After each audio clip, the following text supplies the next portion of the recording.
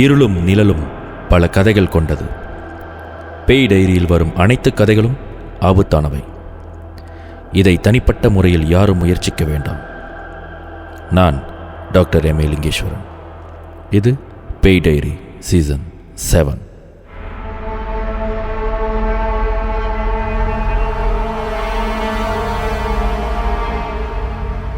ஒரு அடர்ந்த காடு, ஆள் நடமாட்டம் இல்லாத வீடு, இந்த மாதிரி பகுதிகள் தான் அதிகமாக அமானுஷ்யங்கள் திரிகிற இடமாகவே இருக்கும். இந்த அமானுஷ்யம்னா வெறும் பேய் மட்டும் இறந்தவங்களுடைய ஆத்மா, ஏவி விடப்பட்ட ஏவல் இல்லை ஏவலை பயன்படுத்தக்கூடிய சக்திகள் எல்லாம் இந்த ஏரியாவில் தான் இருக்கும். அது ஏன்?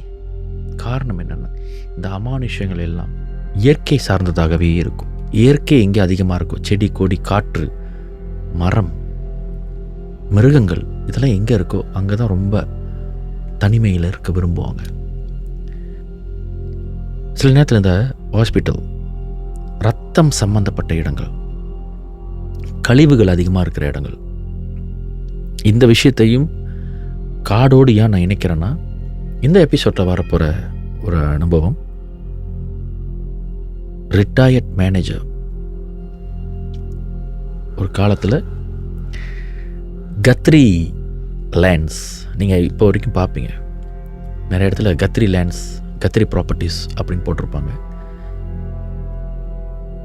அதில் வேலை செஞ்ச ஒரு முன்னாள் நிர்வாகி, ஒரு மேனேஜர், அவர் ஒரு மலையக்காரர். அவருடைய அனுபவத்தை தான் இந்த எபிசோடில் நான் பகிர்ந்துக்க போகிறேன். வெள்ளைக்காரங்க இந்த கத்ரின்ற அந்த ஒரு ஃபார்மேஷன், நிலக்கூட்டுறவு அதை உருவாக்குனாங்க. எந்தெந்த நிலம் எல்லாம் விளைச்சல் கொடுக்கக்கூடிய நிலம், எந்தெந்த விளைச்சல் எந்தெந்த நிலத்தில் விளையும். பாம் ஆயில்னால் அது ஒரு குறிப்பிட்ட நிலத்தில் தான் விளையும். எல்லா இடத்துலையும் பாம் ஆயில் செய்ய முடியாது. ரப்பரும் அப்படி தான். அதே ஒரு ஃப்ரூட், பழத்தோட்டம், இப்படி நிலத்தை மையப்படுத்தி தான் நீங்கள் என்ன பிளான்டேஷன் ஸ்டார்ட் பண்ண போகிறீங்கன்றத முடிவெடுக்கணும். அதுக்கு கத்ரின்ற ஒரு ஃபார்மேஷன் பண்ணி ஆரம்பிச்சிருந்தாங்க. அதுக்கப்புறம் அந்த இடத்துல அனுபவம் பெற்றவர்கள் இருக்கிற பட்சத்தில் வெள்ளைக்காரர்கள் நாட்டுக்கு சுதந்திரம் கொடுத்துட்ட பிறகு அவங்க லாயல்ட்டிலாம் எடுத்துக்கிட்டு அந்த கம்பெனியை அவங்களுக்கு கீழே வேலை செஞ்சவங்கள்ட்ட ஒப்படைச்சிட்டு போயிட்டாங்க. இதை நாட்டின் முன்னாள் பிரதமர் துன் மகாதேர் அந்த கத்ரி நிலத்தை எல்லாத்தையும் சைம் டாபி அப்படின்ற இன்னொரு ஃபார்மேஷனுக்கு மாற்றிட்டு அதை கொண்டு போயிட்டார். அது பெர் மாடல் அண்ட் நேஷ்னல் அந்த பாட் கீழே இதெல்லாம் வர ஆரம்பிச்சிருச்சு. அந்த நேரத்தில் நிறைய நிலத்தை உருவாக்கினவங்க சில பேர் நஷ்டம் அடைஞ்சாங்க. சில பேர்னு சொல்ல முடியாது, நிறைய பேர் நஷ்டம் அடைஞ்சாங்க. திடீர்னு அரசாங்கம் எல்லா நிலங்களையும் எடுத்துக்கொள்ளும் பொழுது இந்த காலகட்டத்தில் அதில் வேலைக்கு நிறுவப்பட்ட ஒருவர், நான் வசிக்கிற சுங்கப்பிட்டானி, அந்த நகருக்கு கொஞ்சம் தூரம் பயணம் செஞ்சோம்னா மலக்காஃப் அப்படின்ற ஒரு எஸ்டேட் வரும். ஒரு காலத்தில் மலக்காஃப் எஸ்டேட்னா ரொம்பவே பிரபலம். நிறைய இந்தியர்கள் வாழ்ந்து, மலக்காஃப் எஸ்டேட்ஸ்னாலே அவ்வளோ இருக்கும். நிறைய திருவிழா நடக்கும். ஒரு காலத்தில் நான் சின்ன வயசாக இருக்கும் போதே நிறைய கேள்விப்பட்டிருக்கேன். திருவிழாக்களுக்கும் போயிருக்கேன். ரொம்ப விமர்சனையாக நடக்கும். இந்தியர்கள் அதிகமாக வாழ்ந்து உழைப்பை சிந்திய பகுதி. இன்றைக்கி யார் யாரோ இந்த நாட்டுக்கு நாம் என்ன செஞ்சோன்னு கேள்வி கேட்கலாம். அது என்கிட்ட கேட்க முடியாது. அந்த அளவுக்கு இந்த நாட்டின் வளர்ச்சிக்கு இந்தியர்களுடைய பங்கு பலமானது. அதை நாமளே மறக்கணுன்றதுக்காக தான் நீங்கள் என்ன செஞ்சீங்கன்னு நம்மளையே மறக்க வைக்கணும். நம்மளை தாழ்வு மனப்பானப்படுத்தணும் தான் சில பேருடைய மோட்டிவ்.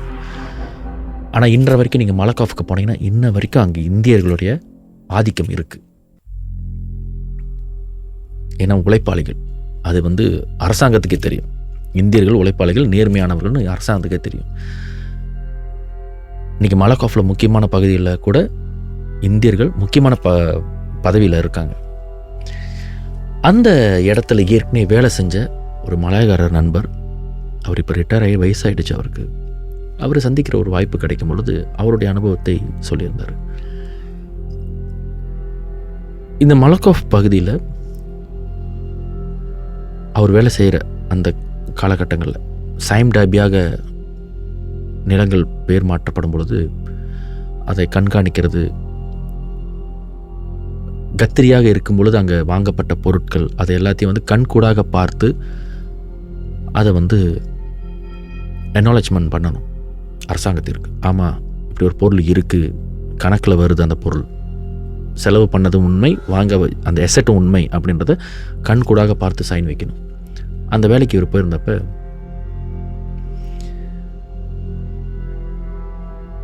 அங்கே வந்து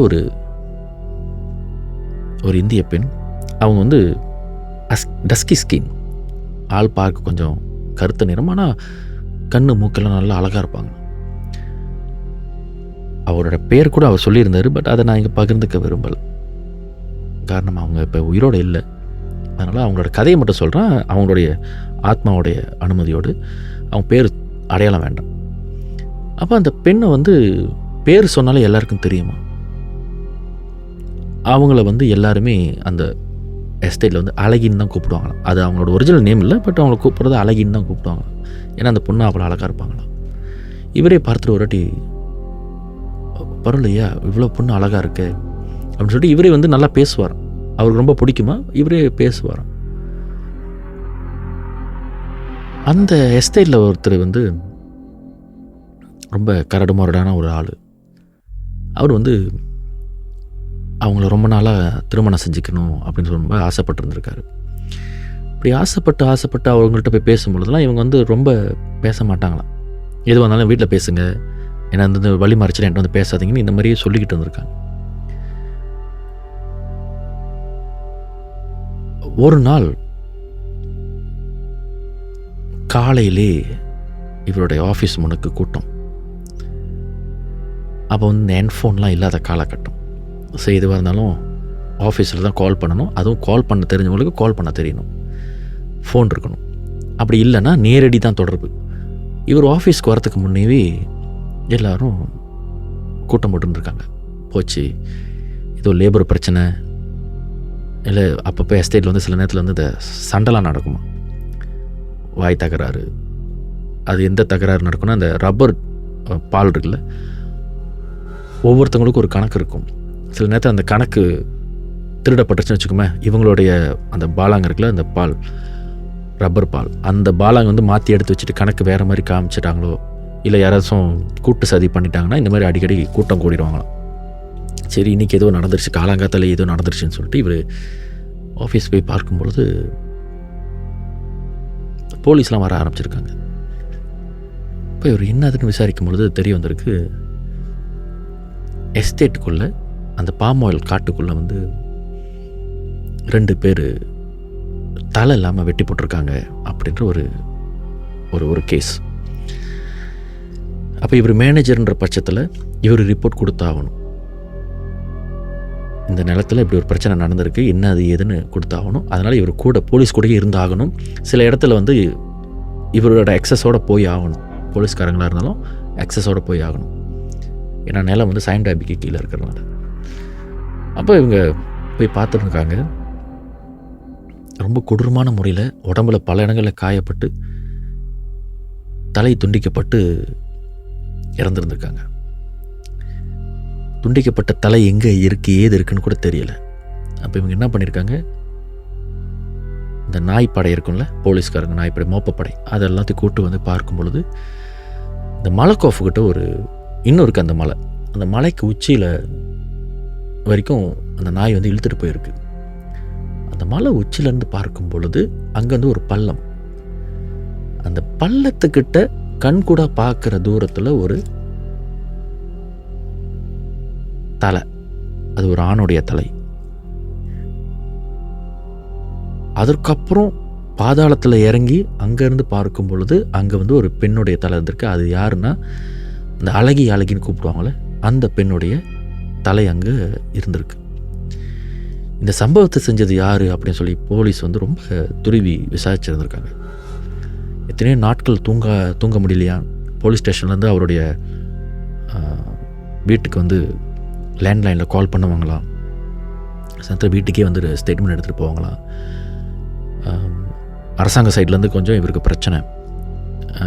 ஏன்னா அந்த காலகட்டத்தில் வந்து நிலங்கள் வந்து திரும்ப வந்து நிலப்பட்டாக்கள் மாற்றப்பட்டது, கிரான் வந்து மாற்றப்பட்டது. அந்த நேரத்தில் வந்து நிறைய போராட்டங்களும் நடந்திருக்கு.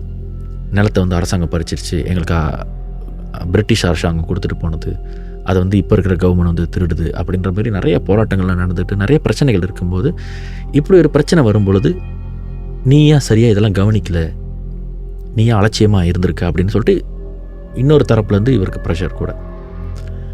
ஸோ இப்படி இருந்தாலும் இவர் வந்து சம்பவம் நடந்த அந்த காலகட்டங்களில் இவர் மேனேஜராக இருந்தனால இவர் இதுக்கெல்லாம் ஒத்துழைக்க வேண்டிய சூழ்நிலை. கடைசியில் வந்து கண்டுபிடிச்சிட்டாங்க. அந்த கொலை செய்தது யாருன்னா, அந்த அழகின்ற அந்த பெண்ணை வந்து பின்தொடர்ந்துக்கிட்டே இருந்தார் திருமணத்துக்காக. அவங்களுக்கும் பக்கத்து எஸ்டேட், அது வந்து 1ஆம் கட்டை 2ஆம் கட்டைன்னு சொல்லுவாங்க. இவங்க இருக்கிறது வந்து 3ஆம் கட்டை. வந்தவர் வந்து 8ஆம் கட்டையில் உள்ளவர். அவர் வந்து இவங்களை வந்து இந்த மார்க்கெட் இந்த மாதிரி பகுதியில் பார்த்து இவர் பிடிச்சி போயிடுச்சு. இவரும் விருப்பப்பட்டிருக்காரு, அவங்களுக்கும் விருப்பம் வந்துடுச்சு. திருவிழாக்கெலாம் வந்து இவரை பார்த்து பேசி அப்படியே பழகி இவங்க 2 பேரும் தனிமையாக இருந்து பேசி பழகிற அந்த தருணத்தில் இந்த விரும்பினவர், அதாவது அந்த பொண்ணு வேணான்னு சொன்ன அவருக்கு வந்து ஆத்திரம் வந்து கை கலப்பாகி இவர் அவங்களுடைய கேங்ஸ்டர்லாம் கூப்பிட்டு வந்து அங்கே வெட்டி போட்டு தலையை மட்டும் எடுத்துகிட்டு போயிட்டுருக்காங்க. அதையும் தூக்கி போட்டுட்டு இவங்கெல்லாம் தலைமறைவாயிட்டாங்க. அந்த எஸ்டேட்லேயே இல்லை அவங்களாம். சம்பவம் நடந்து அந்த எஸ்டேட்லேயே அவங்களாம் காண போயிட்டாங்க. எங்கே போனாங்க என்ன ஆனாங்கன்னு தெரியாமல் போலீஸ் வந்து எல்லாரையும் துருவி அப்புறம் அந்த சம்பவம் செய்த குடும்பத்தை போய் தேடி அவங்கள இருக்கிறவங்கள அண்ணன் தம்பிலாம் சில பேர் அரெஸ்ட் பண்ணி அவங்க கடமையை செய்ய ஆரம்பிச்சிருந்துருக்காங்க. இது காலப்போக்கில் அப்படி கொஞ்சம் கொஞ்சமாக இருந்துருக்கு.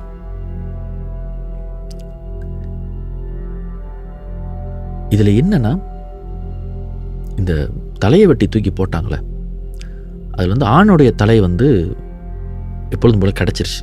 அதாவது தலையை வெட்டி போட்டாங்க, தலை மட்டும் கிடச்சிருந்துருக்கு. ஆனால் அந்த அழகின்றவங்களுடைய தலை காது பகுதி இல்லை. காது வந்து அறுக்கப்பட்டிருந்தது. காது ஒரு பகுதியில் காது இல்லை.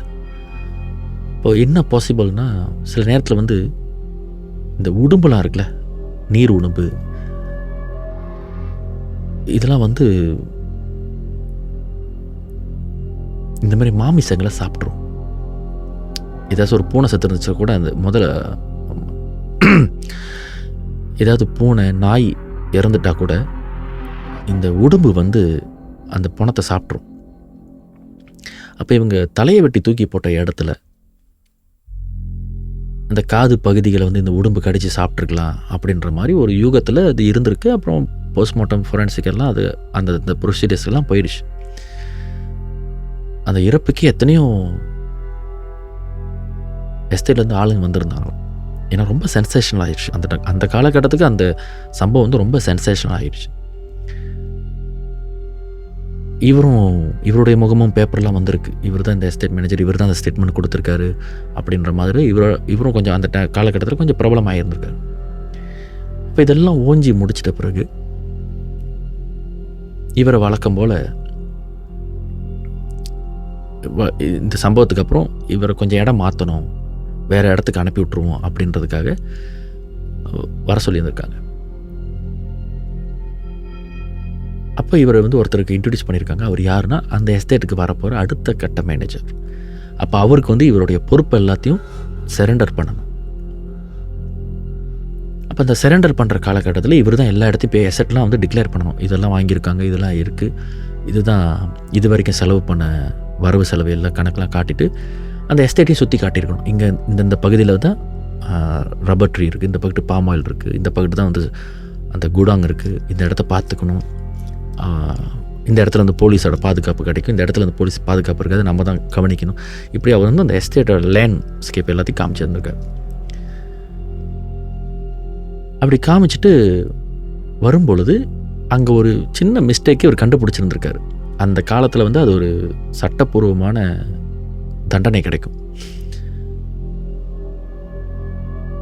அதை கவனிக்காமல் இருந்தால் இதில் வந்து மேனேஜருக்கும் உடந்தைன்னு சொல்லி அவரை வந்து அரெஸ்ட் பண்ணுறதுக்கான வாய்ப்புகளும் இருக்குது. அது வந்து கொலை குற்றம்லாம் கிடையாது.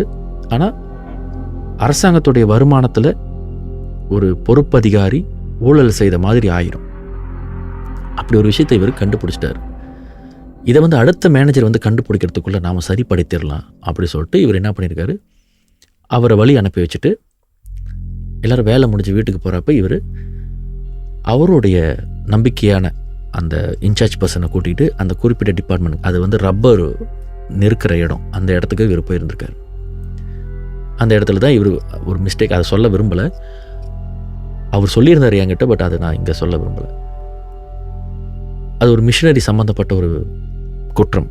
அந்த குற்றத்தை சரி செஞ்சுருவோம், வேறு எந்த பிரச்சனையும் வேணாம், நம்ம ஆல்ரெடி இங்கே நடந்த சம்பவத்தினால ரொம்ப பிரச்சனையை ஸ்ட்ரெஸ் எதிர்நோக்கிட்டோம், அதனால் நம்ம சரி செஞ்சுட்டு ஒன்றுமே நடக்காத மாதிரி கிளம்பிடலாம் இந்த இடத்த விட்டோம்னா, அந்த டைமில் அவர் யோசிச்சுருந்துருக்காரு. இவரை கூட்டிக்கிட்டு போகும் பொழுது முன்னுக்கு வந்து ஒரு உருவம் நடந்து வரதை பார்த்துட்டார். இவர் கூட்டிகிட்டு போகிற ஆள்கிட்ட சொல்லிட்டாரு, இதுதான் நடந்திருக்கு, எனக்கு இதை சரிப்படுத்திடு, ஏன்னா நான் எஸ்டேட் விட்டு கிளம்ப போகிறேன், யார்ட்டையும் சொல்லிக்காத அப்படின்னு இவரை கொஞ்சம் கவனிச்சிருந்திருக்காரு. சில விஷயங்கள் கொடுத்து கவனிச்சிருந்திருக்காரு. இவரும் சரி வாங்க கவலைப்படுத்திங்களா சரிப்படுத்தலான்னு சொல்லிட்டு 2 பேரும் போகும்பொழுது மண்ணுக்கு ஆள் வரதை பார்த்தோன்னே, இதான் வேலை முடிகிற நேரமாச்சு, ஏன் மண்ணுக்கு ஆள் வருது, எல்லோரும் நேரம் கிளம்பி இருக்கணுமே, சரி அப்படி ஏதாவது கேட்டாங்கன்னா நீ எதுவும் சொல்லிக்காத, நான் பேசிக்கிறேன்னு சொல்லிட்டு 2 பேரும் நடந்து போயிருக்காங்க. இவர் சொல்லிகிட்டே வந்திருக்காரு, ஆள் வருது நீ எதுவும் கண்டு சொல்லிக்காது, ஆள் வருது சொல்லிக்காது. இவர் திரும்பி திரும்பி பார்த்துருந்துருக்காரு, யார் வரா, இவர் ஆள் வருதுன்றாருன்னு சொல்லிட்டு அந்த மேட்டில் பைக்கில் அந்த மோட்டரில் போயிட்டு இருக்கும்போது சொல்லியிருக்காரு ஆள் வருது. இவர் திரும்பி திரும்பி பார்த்துருந்துருக்காரு. வந்து ஒரு கட்டம் பைக்கை நிறுத்திட்டு அங்கேயே மயக்கம் போட்டு விழுந்துட்டார். என்ன நடந்துச்சு ஏது நடந்துச்சுன்னு தெரில. இவர் என்ன பண்ணியிருக்காரு, அங்கேருந்த டிராக்டரில் இவரை ஏற்றிட்டு வந்திருக்காரு. மோட்டரில் ஏற்றிட்டு வர முடியாது, ஏன்னா ஒரு மயக்கம் போட்டார்னு சொல்லி டிராக்டர்லேயே இறங்கியிருக்காரு. இறங்கிட்டு அந்த எஸ்டேட்டோடைய மெயின் ஆஃபீஸ் ஒன்று இருக்கும், அங்கே தான் வந்து இந்த கணக்கெலாம் எடுப்பாங்க, அங்கே எடுத்து வந்து இறக்கிட்டு அங்கேருந்து அங்கே டொக்குன்னுவாங்க, அதாவது அந்த ஒவ்வொரு இதுக்கும் வந்து ஒரு சின்ன கிளினிக் மாதிரி இருக்கும், அங்கே அடிச்சிருக்காரு ஃபோன். அங்கேருந்து தகவல் போய் உடனே அந்த மருத்துவர் அங்கே வந்திருக்கார். வந்து பார்க்கும் பொழுது ஒன்றும் இல்லை, லெஸ் ஆக்சிஜன், அவரோட சுவாசத்தில் ஆக்சிஜன் குறைவாக இருக்கனால அவர் ஃபெயிண்ட் ஆகிட்டார். பட் மற்றபடி ஒன்றும் இல்லை, நிறைய தண்ணி குடிக்க சொல்லுங்கள், நல்லா ஓய்வு எடுக்கணும், ரொம்ப ஸ்ட்ரெஸ்ஸாக இருக்குது பாடி அப்படின்னோடனே அங்கேவே எப்பொழுதுமே வந்து அந்த ஆஃபீஸ்லாம் எப்பொழுதுமே அந்த மெடிக்கல் சப்போர்ட்லாம் வச்சுருப்பாங்க அந்த காலத்தில் எஸ்டேட்டில். அந்த இடத்துல பக்கத்தில் ஒரு பிலே பொறுபாத்தான்னு சொல்லிட்டு அங்கேயே படுக்க போட்டாங்க. எழுஞ்சோடனே இவர் சரியான காய்ச்ச பயந்து இருந்திருக்காரு, ரொம்ப பயந்து போன முகம். அப்போ இவர் கதை என்ன சொல்லியிருக்காருன்னா, நம்ம 2 பேரும் மேலே ஏறணுமோ ஒரு ஆள் இறங்கி நடந்து வந்தாங்க பாத்தியான்னு. இவர் சொன்னார், யாரையுமே இல்லை, நீங்கள் தான் சொல்லிக்கிட்டே இருந்தீங்க, நான் யாரையும் பார்க்கல துவான் அப்படின்னு இருக்கார். நீ யாரையும் பார்க்கலையா, அப்போ ஏன் கண்ணுக்கு மட்டும்தான் தெரிஞ்சிருக்கு, அது வேறு யாரும் இல்லை, அந்த செத்து போன அழகி தான் நடந்து வந்தது, தூரத்தில் வந்து பார்க்க யாரும் மாதிரியே இருந்துச்சு, நினச்சேன் வேலை முடிஞ்ச ஆள் இப்போ தான் வெளியாகிறாங்களோன்னு பயந்துட்டேன், ஆனால் பார்த்தா கிட்ட போய் பார்க்கும்போது தான் தெரிஞ்சது அழகி அப்படின்னு. அப்போ இவர் கேட்டிருக்காரு, ஐயோ பாத்மாவை சுற்றிக்கிட்டு இருக்காங்களா அப்படின்னு.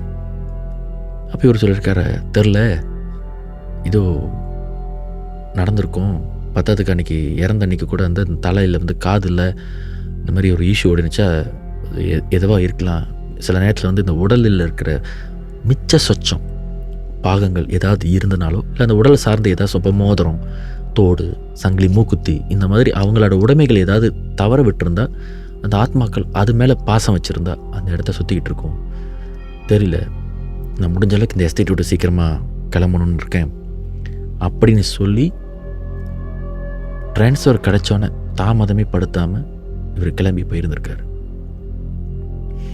அதுக்கப்புறம் ரொம்ப நாள் கழித்து அந்த எஸ்டேட்லாம் இருக்கா அப்படின்னு சொல்லிட்டு விசாரிக்கும் பொழுது அந்த மலக்கோஃப் பகுதியில் வந்து உச்சி வெயிலில் அந்த பகுதிக்கு போகாதீங்க, அங்கே உச்சி வெயில் பிசாசு இருக்குது அப்படின்ற ஒரு ரூமர் ரொம்ப பிரபலமாக இருந்திருக்கு.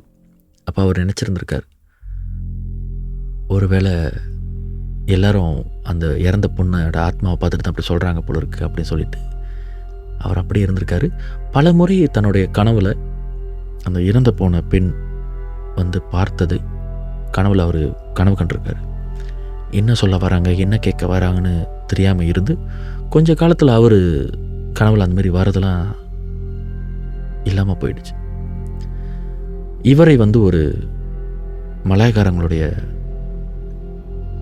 ஃபங்க்ஷனில் சந்தித்து அவங்கள்ட்ட பேசிட்டு அதற்காகவே அந்த மலக்காஃப் பகுதிக்கு நான் போயிருந்தேன். ஆனால் குறிப்பாக எந்த பகுதி, அது எந்த மலை, எந்த பகுதின்னு என்னால் சொல்ல தெரியல. ஏன்னா காலங்கள் மாற மாற பகுதிகளும் மாறிடும், நிறைய விஷயம் மாற்றம் அடைஞ்சிருக்கும். இன்னொன்று வந்து இந்த பாம் ஆயில், இந்த ரப்பர் ட்ரீலாம் வந்து அப்படியே வச்சுருக்க மாட்டாங்க. ஒரு காலகட்டம் வந்தோடனே இந்த மரத்தளத்தையும் வெட்டி வீசிட்டு நிலத்தை வந்து சுத்திகரிப்பு பண்ணிவிட்டு திரும்பவும் நடுவாங்க. ஸோ அந்த மாதிரி நேரத்தில் பல விஷயங்கள் மாறிடுச்சு.